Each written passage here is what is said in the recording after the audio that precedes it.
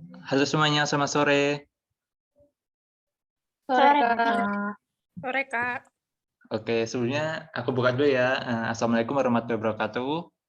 Waalaikumsalam warahmatullahi wabarakatuh. Halo semuanya, selamat sore. Apa kabarnya teman-teman semuanya? Baik, Kak. Oke, kali ini kita akan belajar sosiologi ya, bab mobilitas sosial.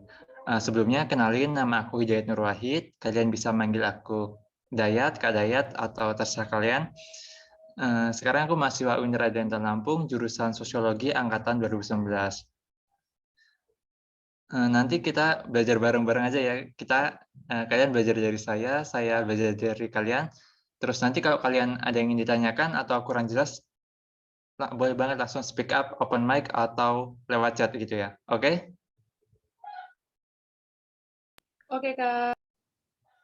Sebelum kita mulai belajar, kita berdoa dulu ya. Menurut agama dan kepercayaan masing-masing, berdoa dimulai.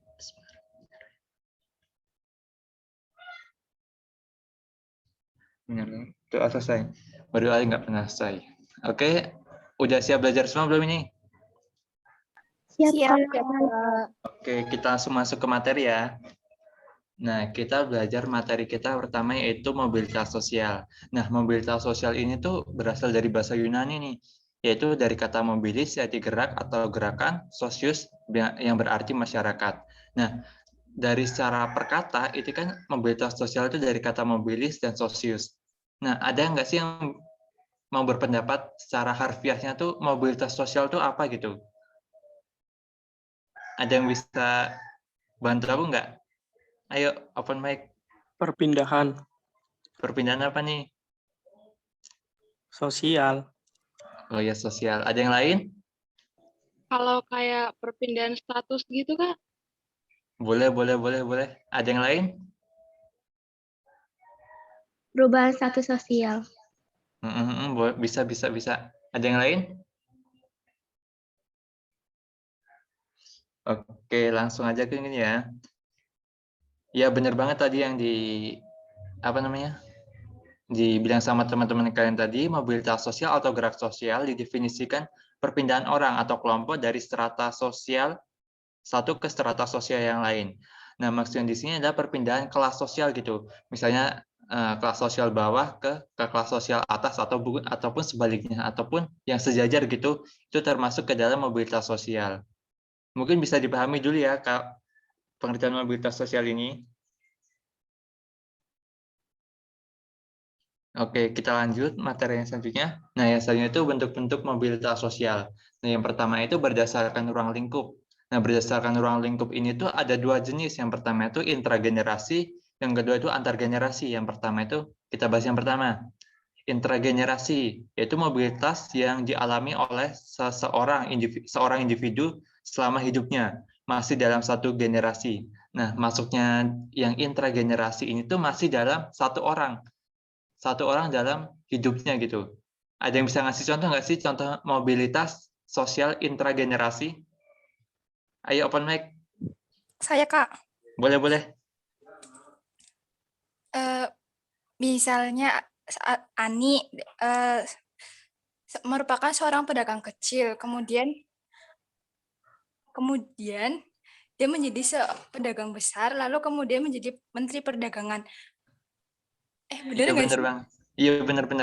Ada yang punya contoh lain? Ada yang punya contoh lain? Oke, benar banget tadi yang dibilang sama teman kalian. Contohnya tuh misal tadi teman namanya Ani gitu, dia tuh seorang pedagang kecil, kemudian tuh mengembangkan usahanya sehingga dia menjadi orang sukses. Nah, maksudnya di sini tuh dia tuh kan pedagang kecil ke pedagang sukses itu kan, yang besar itu kan melakukan mobilitas sosial dari bawah ke atas gitu. Maksudnya intragenerasi di sini tuh masih dalam satu orang gitu, masih satu orang yang menjalani mobilitas sosial itu gitu. Bisa dipahami nggak atau ada yang kurang paham nih? Boleh contoh lain, Kak? Contoh lain tuh misal apa ya? Misalnya ada seseorang itu seorang petani gitu. Nah, tapi dia tuh nggak gaptek gitu, mudah beradaptasi dengan teknologi. Kemudian tuh dia tuh mengembangkan hasil pertaniannya tuh yang mau semula itu dijual di pasar dengan pendapatan yang kurang mencukupi, kemudian tuh dia menjual di media sosial sehingga dia tuh menjadi pedagang yang sukses gitu. Itu contoh dari mobilitas intragenerasi. Intinya tuh kalau intragenerasi itu tuh perubahan sosial, mobilitas sosial yang masih dialami oleh satu orang gitu. Belum pindah ke generasi, beda lagi dengan antar generasi. Gitu. Bisa dipahami atau kurang paham gitu? Paham, Kak. Makasih, Kak. Paham ya? Nah, yang kedua itu antar generasi, mobilitas sosial yang terjadi antar generasi. Ini kebalikan dari intragenerasi tadi. Ada yang bisa ngasih contoh nggak sih mobilitas antar generasi ini? Aku, Oh, boleh. misalnya di sebuah keluarga ada ayahnya merupakan seorang petani, lalu Mm-mm. ibunya merupakan seorang pedagang. Kemudian mereka mempunyai 3 anak. Anak yang Mm-mm. pertama, yang laki-laki, mempunyai pekerjaan sebagai dosen. Kemudian anak yang kedua, yang perempuan, punya jabatan sebagai direktur. Lalu yang ketiga, perempuan juga, dia punya pekerjaan sebagai menteri. Iya, bener banget nih, bener banget. Nah, jadinya intinya dari mobilitas antar generasi itu perubahan status sosial yang udah beda generasi gitu. Misalnya, bener banget yang dibilang sama teman kalian. Contoh lainnya itu seperti misalnya seorang kakaknya itu seorang petani gitu. Kemudian dia punya anaknya itu seorang guru. Nah, kemudian punya cucunya itu seorang dosen gitu. Nah, secara status sosial itu kan petani, guru, dosen itu kan memiliki tingkatan status yang berbeda kan, status sosial yang berbeda kan, dari mulai yang terendah sampai yang tertinggi. Nah, contoh sebaliknya, semisal seorang kakaknya direktur gitu. Nah, kemudian anaknya karyawan biasa, malah cucunya itu hanya seorang satpam. Itu contoh dari juga mobilitas antar generasi. Intinya itu perubahan sosial yang berbeda generasi gitu.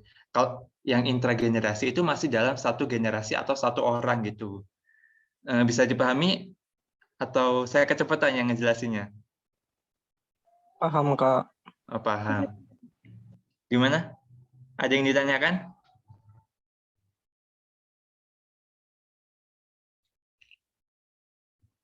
Mungkin lanjut aja dulu ya. Nanti kalau ada yang kurang paham, langsung open mic aja, nggak apa-apa. Nah, nih yang kedua itu berdasarkan tipenya. Berdasarkan tipenya itu ada mobilitas vertikal, horizontal, struktural, dan lateral. Yang pertama, kita bahas pertama, yaitu vertikal, perpindahan kedudukan sosial yang tidak sederajat. Nah, maksudnya sederajat ini tuh misalnya dari status sosial yang pertama itu bisa naik atau bisa turun, nggak sejajar gitu. Nah, jenisnya itu ada vertikal ke atas atau social climbing, dan mobilitas vertikal turun, social sinking. Ada yang bisa ngasih contoh nggak sih mobilitas vertikal ini? Dari yang pertama dulu, vertikal ke atas nih. Ada yang bisa ngasih contoh nggak? Ayo, nggak apa-apa, kita belajar bareng-bareng. Mau nyoba, Kak. Boleh.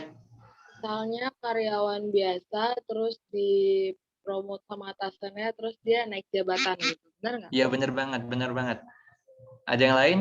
Contoh lain gitu? Aku, Kak, Boleh. misalnya seorang kepala sekolah yang diangkat menjadi kepala dinas. Bener. Ada yang lain? Contoh lain?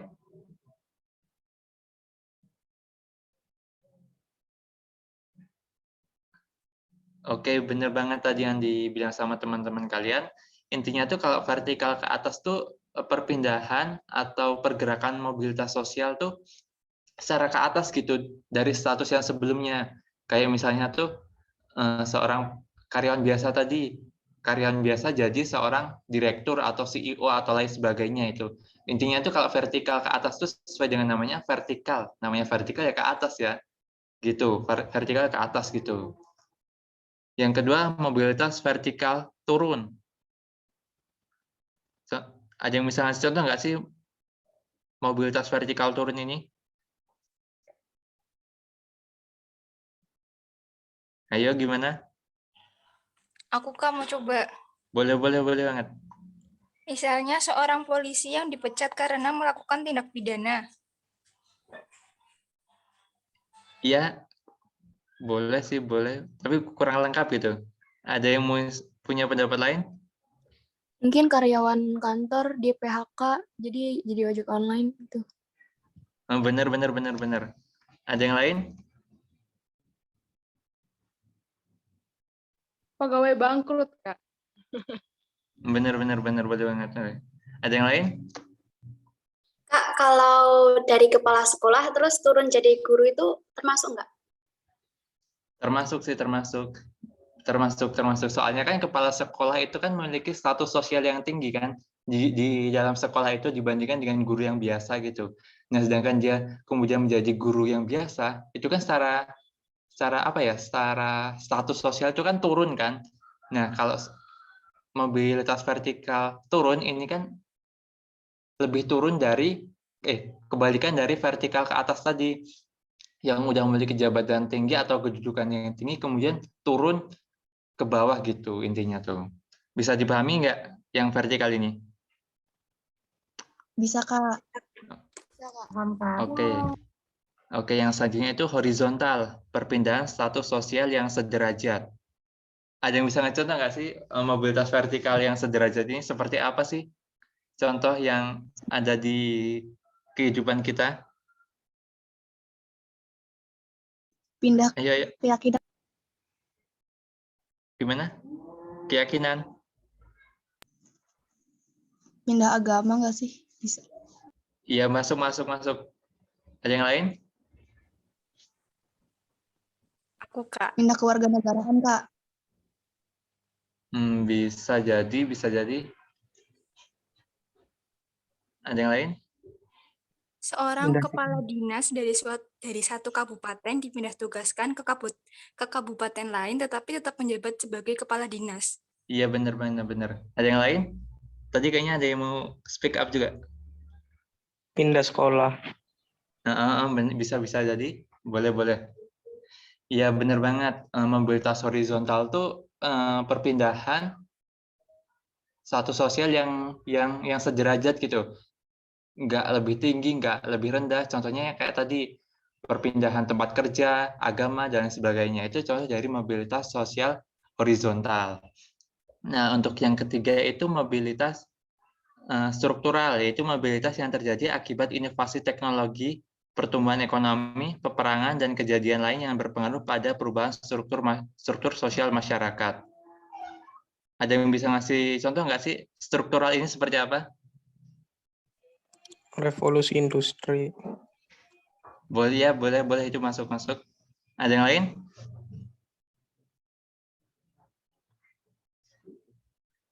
Iya, benar banget tadi. Ada yang bilang mobilitas struktural itu contohnya tuh revolusi industri. Nah, yang selanjutnya itu lateral nih. Mobilitas lateral disebut pula mobilitas geografis. Nah, maksudnya mobilitas geografis ini tuh perpindahan penduduk gitu dari satu tempat ke tempat yang lain. Ini tuh juga tergolong ke horizontal, tapi tuh perpindahannya ini tuh memungkinkan adanya vertikal, mobilitas vertikal. Contohnya itu seperti ini. Kalian pernah lihat nggak sih program pemerintah yang memindahkan warga yang ada di Pulau Jawa karena alasan kepadatan penduduk dan keterbatasan lapangan pekerjaan, kemudian dipindahkan ke daerah yang lebih renggang gitu, kayak di Kalimantan atau di Sumatera, dengan pemerintah itu memberikan lahan seperti lahan sawit atau lain sebagainya yang bisa untuk berkembang di daerah yang baru. Itu contoh dari mobilitas lateral. Mungkin ada yang punya contoh lain? Atau ada yang ditanyakan tentang mobilitas lateral ini? Jadi kalau lateral tuh mencakup vertikal sama horizontal ya? Iya, kalau vertikal ini apa namanya? Bisa kemungkinan. Iya, ada yang masuk juga kan, ada yang turun, ada yang naik. Iya. Mencakup horizontal dan vertikal kalau lateral ini. Ini itu kalau lateral itu perpindahan penduduk. Nah, perpindahan ini itu bisa secara tetap ataupun tidak tetap gitu.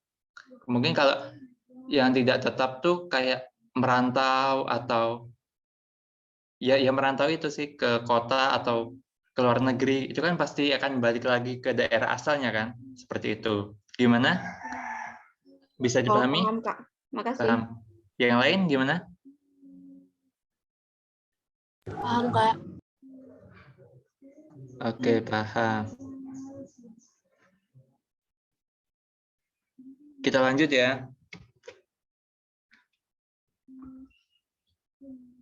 Nah, yang selanjutnya itu faktor pendorong mobilitas sosial. Yang pertama itu ada situasi politik, dua keadaan ekonomi, pertumbuhan penduduk, struktur pekerjaan, dan pendidikan. Kita bahas satu-satu nih. Situasi politik. Kok situasi politik ini bisa mendorong individu atau kelompok untuk mobilitas sosial sih?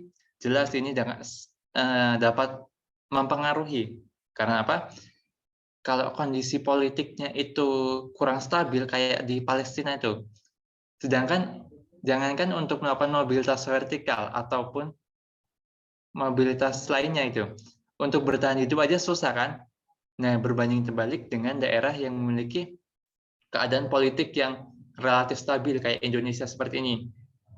Politiknya kan lumayan stabil gitu. Sehingga tuh mudah gitu untuk melakukan gerakan vertikal secara naik ataupun sebaliknya ataupun yang sederajat ataupun yang lateral ataupun struktural gitu. Yang dua tuh keadaan ekonomi. Nah, keadaan ekonomi ini juga bisa menjadi faktor pendorong mobilitas sosial. Nah, contohnya itu seperti apa sih?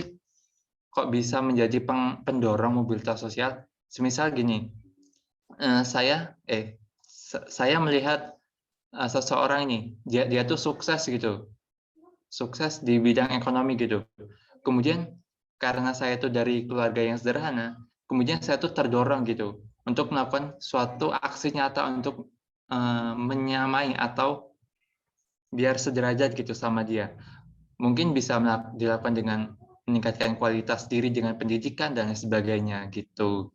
Bisa dipahami atau ada yang ditanyakan tentang situasi politik dan keadaan ekonomi? Atau kecepatan saya ngejelasinnya?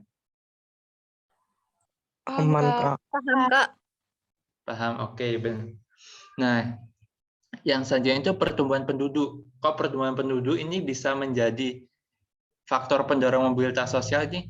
Ya jelas gini, yang kan tadi ada sih lateral tadi kan perpindahan geografis.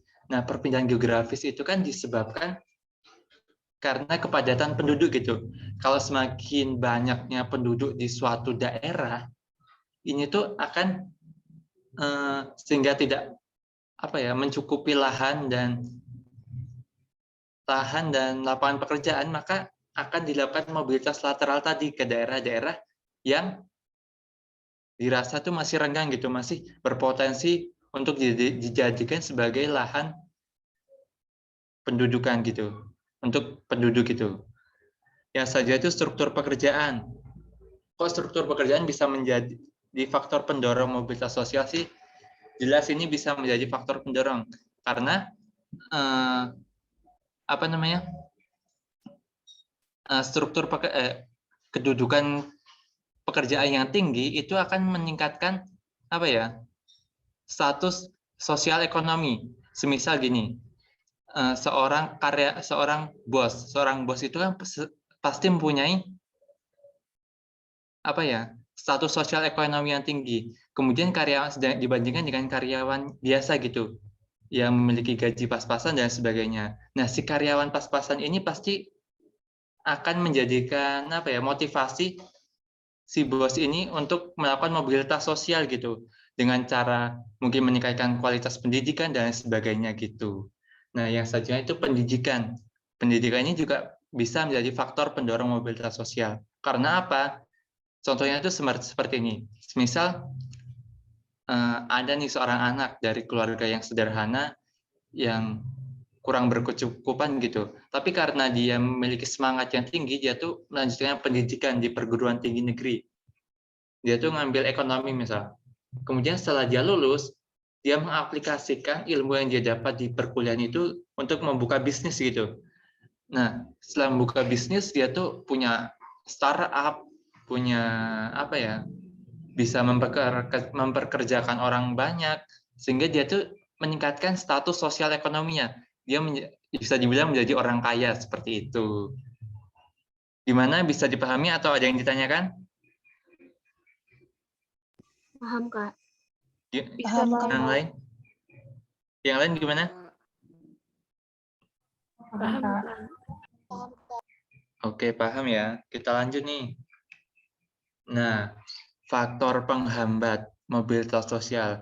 Kalau ada faktor pendorong, pasti ada faktor penghambat nih. Yang pertama itu ada diskriminasi ras, diskriminasi kelas, diskriminasi gender, agama, kemiskinan. Nah, kita bahas satu-satu nih. Diskriminasi ras. Maksudnya diskriminasi ras ini adalah membatasi atau mengurangi gerakan seorang individu berdasarkan berdasarkan rasnya, berdasarkan biologisnya. Contohnya itu seperti kalau di Indonesia ini nggak ada sih. Misalnya di luar negeri nih biasanya. Misalnya orang yang berkulit putih itu memiliki hak-hak istimewa, bisa melakukan apa saja, bisa menduduki posisi apapun dibandingkan dengan orang yang berkulit hitam. Itu kan pembedaan berdasarkan ciri khas biologisnya, atau disebut juga dengan ras gitu. Nah, yang selanjutnya itu diskriminasi kelas nih. Nah, maksudnya diskriminasi kelas ini tuh membedakan atau membatasi ruang gerak seorang individu atau kelompok berdasarkan kelasnya. Nah, kelas yang dimaksud di sini itu kelas ekonomi. Si miskin tuh nggak boleh menduduki satu pangkat tertentu. Itu hanya untuk si kaya gitu. Sehingga si miskin ini tuh bahasanya kasar banget ya. Ya nggak apa-apa, kan cuman peribaratan gitu. Si miskin ini ya semakin nggak berdaya gitu karena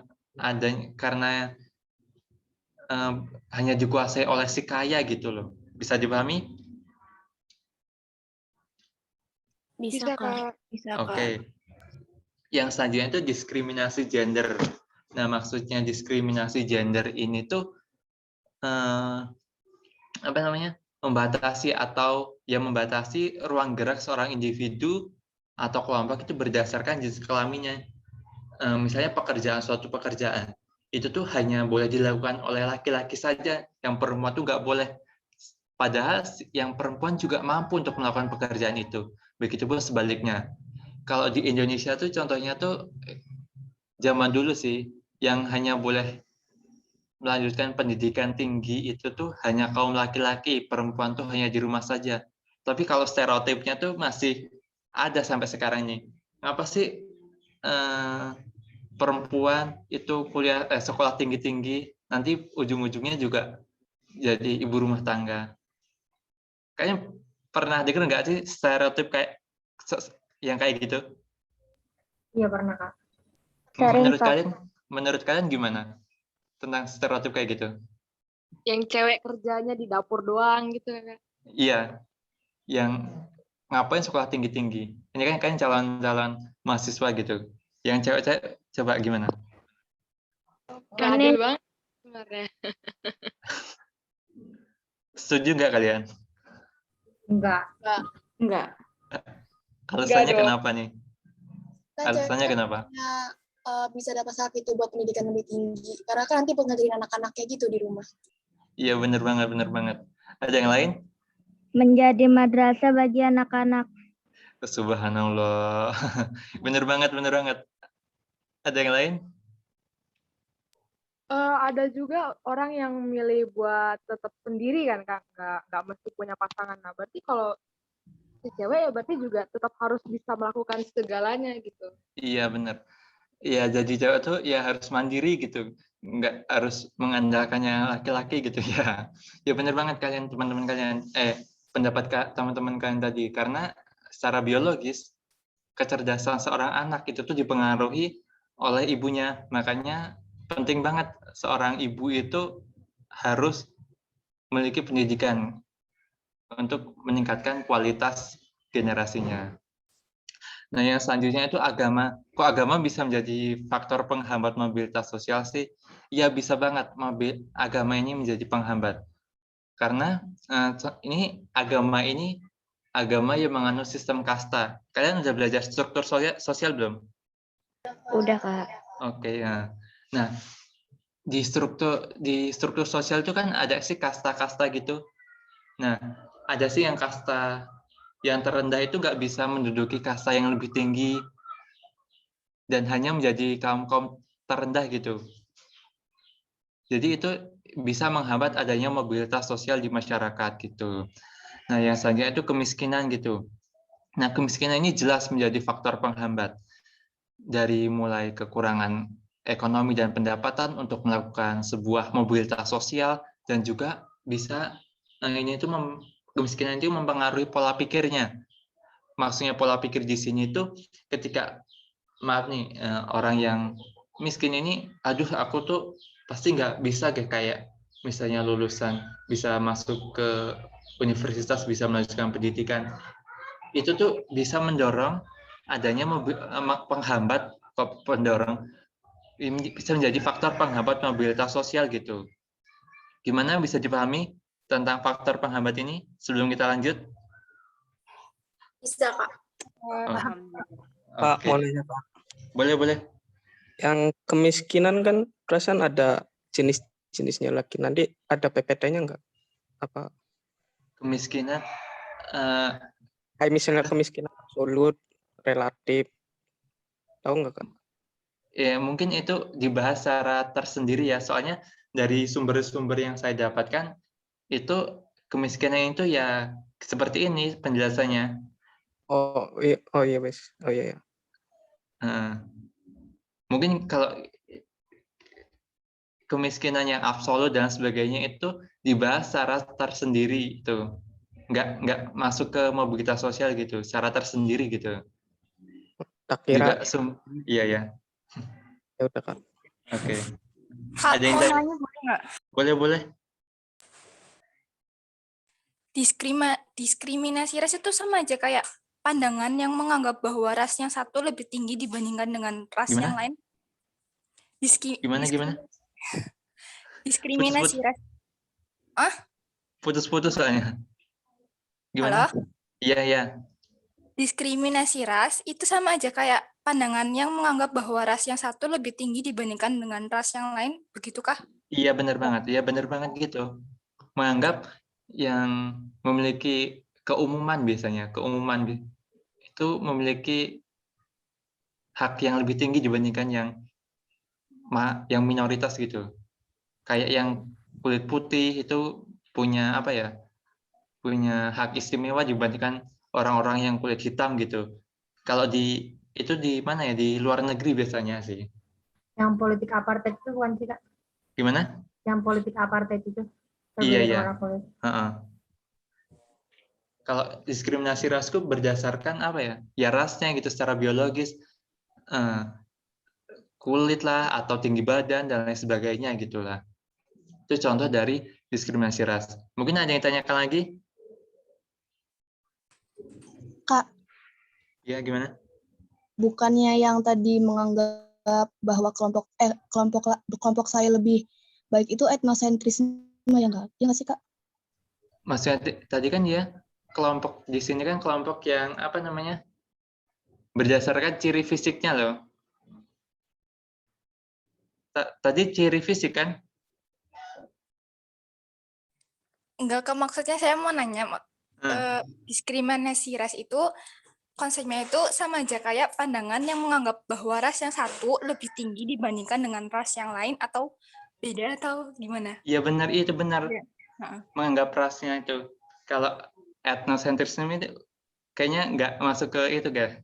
Ini kan bahasnya ras tadi. Beda bahasan. Gimana? Aku paham, Kak. Makasih. Iya. Ada yang lain? Paham, Kak. Oke, kita lanjut dulu ya.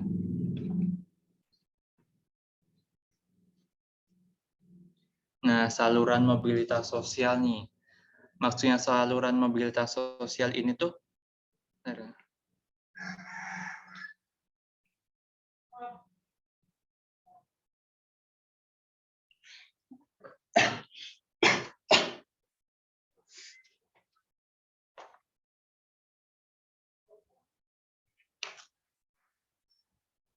maaf tadi ada kejap. Maksudnya dari saluran mobilitas sosial ini adalah cara untuk melakukan mobilitas secara vertikal gitu. Nah, yang pertama itu ada angkatan bersenjata nih. Angkatan bersenjata bisa masuk nih? Kan soalnya di dalam angkatan bersenjata ini kan ada namanya peningkatan pangkat gitu, dari yang terendah kemudian naik ke atas, dan lain dan seterusnya gitu. Saya juga kurang paham nih namanya pangkat-pangkatnya tuh kurang paham gitu. Nah, yang kedua itu lembaga keagamaan. Kok lembaga keagamaan bisa menjadi apa namanya saluran untuk mobilitas vertikal sih? Kan agama itu kan bentuk dari mobilitas horizontal nih, sama gitu, nggak ada yang lebih tinggi, lebih rendah. Maksudnya di sini tuh orang-orang yang di dalamnya gitu. Kalian di dalam agama apapun tuh, kalau seorang pemuka agama atau yang berurusan dengan langsung dengan agama itu dianggap lebih tinggi kan, memiliki status sosial yang tinggi kan. Contoh halnya seperti ustadz gitu. Ustadz tuh dianggap di masyarakat itu punya status sosial yang lebih tinggi dibandingkan dengan masyarakat umum. Begitupun agama-agama yang lainnya nggak sih? Saya juga kurang paham juga. Yang ketiga itu lembaga pendidikan atau sekolah. Nah, jelas ini bisa menjadi saluran untuk meningkatkan status sosial dengan pendidikan tadi yang sudah saya singgung. Misalnya dengan pendidikan itu semula dia tuh dari keluarga yang sederhana, kemudian dia tuh mau melanjutkan pendidikan ke yang lebih tinggi, ke universitas gitu, kemudian mengaplikasikan ilmu yang didapatkan untuk mengembangkan diri atau mengembangkan ekonomi misalnya dengan berjualan, kemudian menjadi seorang pengusaha, startup dan sebagainya. Itu contoh dari saluran mobilitas melalui pendidikan. Nah, yang selanjutnya itu organisasi atau perserikatan ekonomi. Maksudnya organisasi atau perserikatan ekonomi di sini itu tuh apa ya, kayak perusahaan gitu. Nah, dengan perusahaan atau BUMN atau yang sebagainya, pokoknya itu yang berkaitan dengan ekonomi gitu. Nah, misalnya karyawan biasa nih. Nah, pastikan kalau karyawan itu kan pasti namanya peningkatan jabatan gitu, promosi jabatan dan sebagainya. Nah, itu bisa menjadi saluran untuk meningkatkan status sosial di masyarakat gitu. Misalnya awalnya dari karyawan biasa menjadi manajer, direktur dan seterusnya. Yang selanjutnya itu organisasi politik. Kok organisasi politik ini bisa menjadi saluran untuk melakukan mobilitas sosial sih? Ya bisa nih, contohnya tuh kalau dulu tuh Bapak I.R. Soekarno nih. Pak I.R. Soekarno kan pada zaman dahulu kan dia kan punya namanya partai namanya PNI. Nah, karena apa ya? Karena loyalitasnya, karena dedikasinya, kemudian partainya dia tuh apa namanya? Bisa dikenal oleh masyarakat banyak, dan kemudian dia tuh diangkat menjadi presiden sampai beberapa tahun gitu. Yang contoh lainnya tuh kayak Bapak Jokowi nih. Bapak Jokowi pada awalnya kan kayak apa sih, pengusaha furnitur kan. Kemudian dia menjabat sebagai wali kota Solo kalau nggak salah, terus DKI Jakarta, dan selanjutnya yang terakhir dia menjadi seorang presiden. Itu menggunakan organisasi politik untuk meningkatkan status sosialnya di masyarakat. Seperti itu. Mungkin ada yang ditanyakan atau kurang jelas? Paham, Paham, Kak. Kak. Ada yang lain? Paham. Oke. Bisa dipahami ya? Oke, yang selanjutnya itu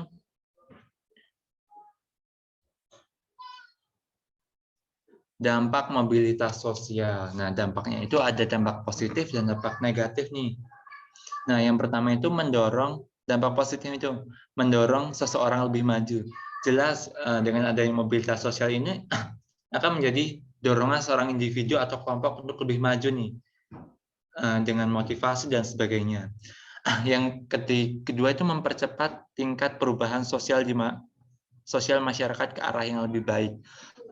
Jelas nih, apa namanya, dengan adanya mobilitas sosial ini akan mempercepat perubahan sosial di masyarakat nih. Contohnya seperti ini. Contohnya dengan pendidikan lagi.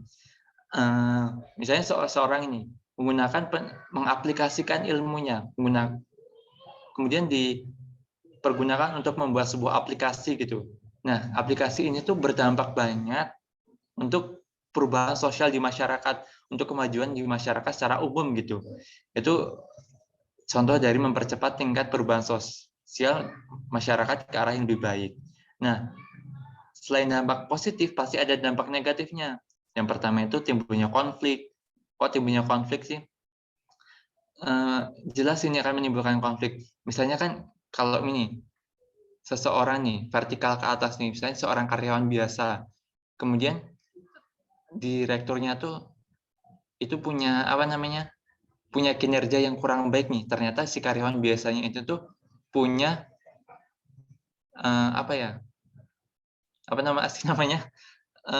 reputasi yang baik gitu. Kemudian digantikanlah si karyawan biasa ini menjadi direktur. Nah, secara nggak langsung ini kan ada rasa dendam atau konflik dan sebagainya kan. Nah, itu contoh dari dampaknya, baik secara individu, kelompok, dan sebagainya. Nah, yang selanjutnya itu berkurangnya solidaritas kelompok. Ini bisa terjadi. Contohnya seperti ini. Nah, seperti ini ya. Contohnya seperti apa ya? Ada misalnya contoh nggak sih berkurangnya solidaritas antar kelompok akibat mobilitas sosial ini?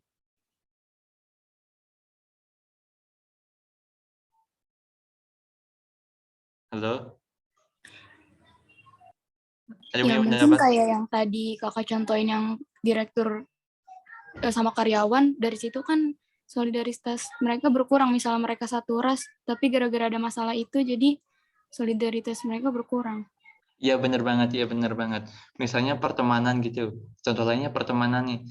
Mau sukses nih, ya udah gue aja, lu mah bodo amat gitu. Ya contohnya seperti itu tadi.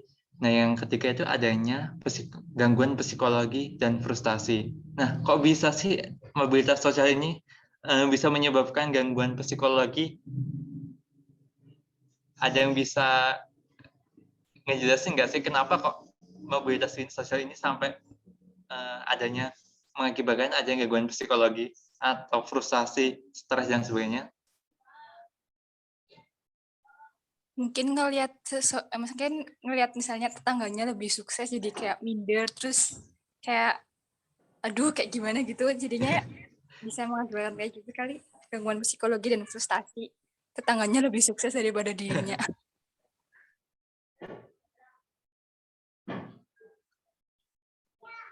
Iya bener banget, ya, bisa jadi sih. Nah contoh lainnya itu kayak gini, misalnya mobilitas vertikal turun nih. Contohnya pada awalnya tuh dia tuh seorang CEO gitu di sebuah perusahaan. Nah karena perusahaannya bangkrut, dia tuh turun tahtanya atau status sosialnya menjadi lebih bawah gitu. Misalnya jadi tukang ojek atau tukang apalah itu. Nah itu kan secara nggak langsung kan bisa membuat orang tersebut ngerasa stres, psikologinya terganggu. Itu contoh dari dampak gangguan psikologi yang ditimbulkan dari mobilitas sosial gitu. Mungkin hanya ditanyakan atau kurang jelas?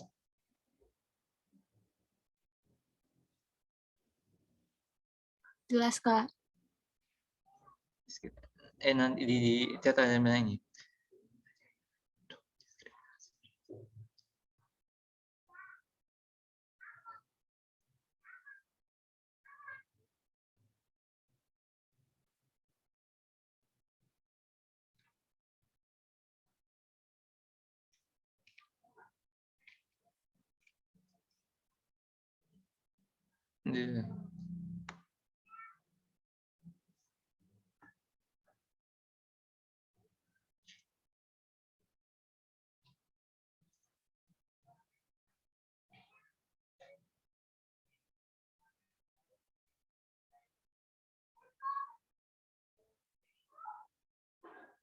Nah, secara dicermati etnosentrisme dengan diskriminasi ras itu etnis dengan ras itu mungkin ada hampir kesamaan sih kan, membedakan berdasarkan ciri-ciri fisik gitu.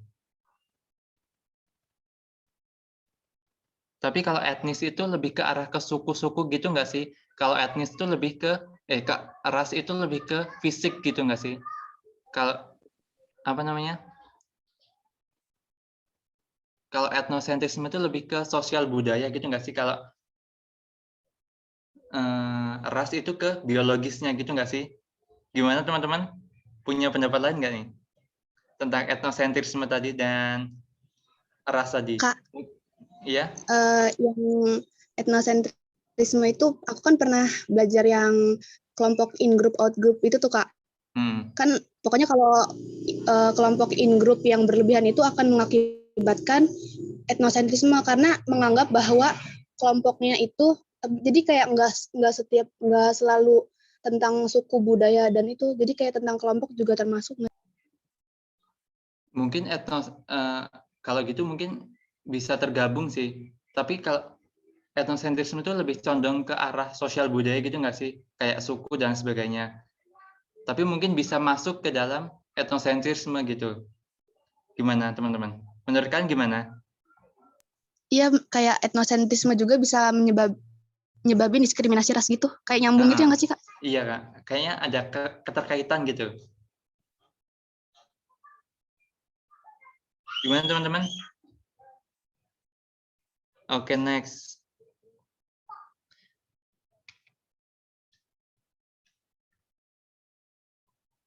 Oh, ternyata udah habis. Mungkin ada yang ditanyakan? Ada kuis nggak, Kak? Latihan soal sih. Nih. Latihan soal. Nanti kalian langsung speak up atau di chat gitu aja ya. Kalian bisa baca nggak? Bisa kebaca nggak soalnya? Ya udah aku bacain ya. Pak Ahmad mengalami PHK, pemutusan hubungan kerja karena perusahaan bangkrut. Padahal ia sudah menduduki jabatan manajer. Akhirnya Pak Ahmad memutuskan menjadi penjual gado-gado. Kasus Pak Ahmad ini menunjukkan ia mengalami A. Pergerakan dari satu tempat ke tempat yang lain. B. Pergerakan dari status sosial ke status sosial yang lain. C. Pergerakan dari satu perusahaan ke perusahaan yang lain. D. Pergerakan dari hubungan kerja menjadi hubungan keluarga. Yang E. Pergerakan dari relasi sosial menjadi hubungan usaha. Oh, udah banyak nih. BB.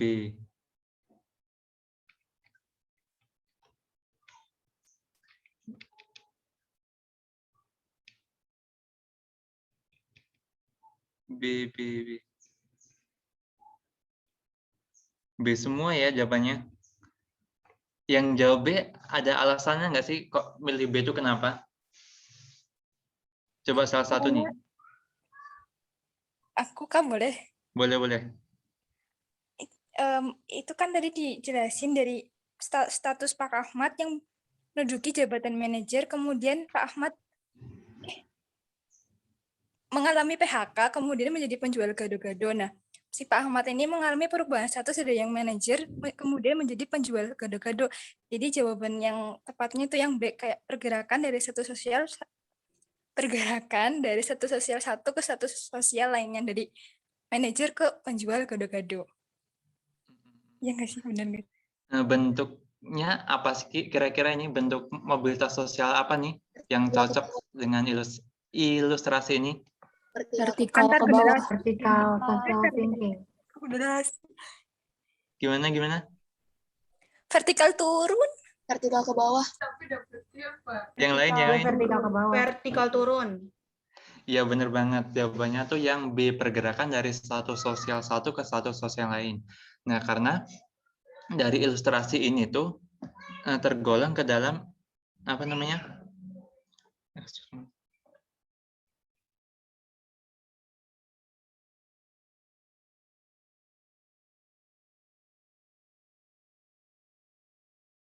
Soal ini yang berpindah dari status sosial satu ke status sosial yang lain. Gitu.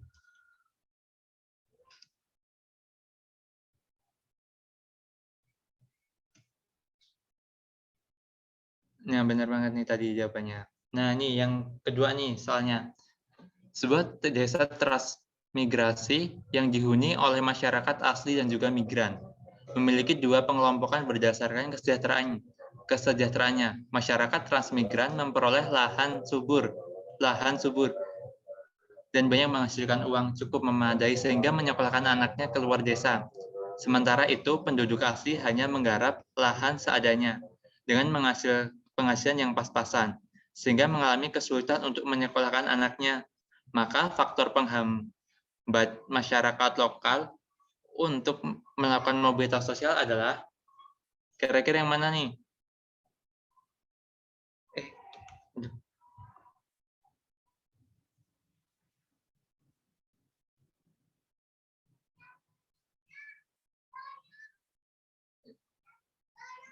B.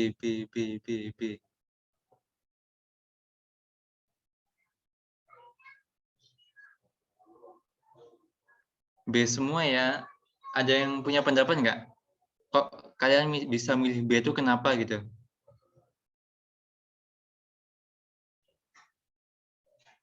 Ada yang punya pendapat? Atau ikut-ikut nih dari yang atas? Soalnya di kata kunci soalnya berdasarkan kesejahteraannya. Berarti kayak menjurus ke kemiskinan nggak sih? Ya benar. Terus dari ilustrasi ini, kan tadi kan ada beberapa faktor yang menghambat nih. Kira-kira, ya benar yang kemiskinan tadi. Astagfirullah.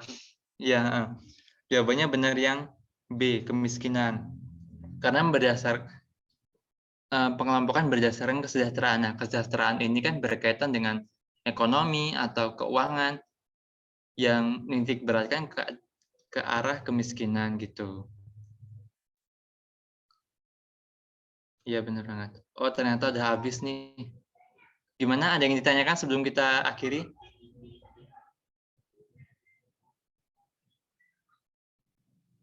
Gimana teman-teman? Gimana nih guys tadi? Ada yang mau ditanyain nggak? Ada yang ditanyain atau kurang jelas nih? Atau ada yang kelewat tadi? Atau ada yang ingin ungkapin pendapat nih?